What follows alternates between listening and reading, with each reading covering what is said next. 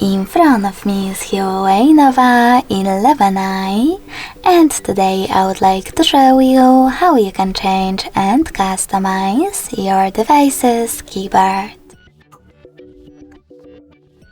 You need to begin by opening App Gallery and installing Microsoft SwiftKey keyboard.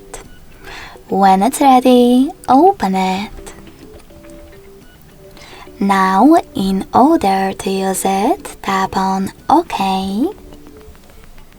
Tap on this switcher next to Microsoft keyboard.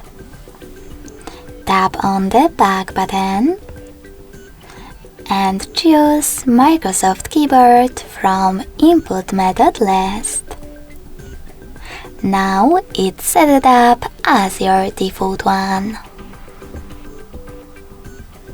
In order to change its theme, go into Themes, click on Yours, and click on the best option for you, like High Contrast. If you wish to customize it though, go into Customize section on the right, choose Start, and click on Add Image. Now select Allow in the pop-up. Pick a photo that you wish to apply. Pinch it to scale and drag it to move. Then tap on Done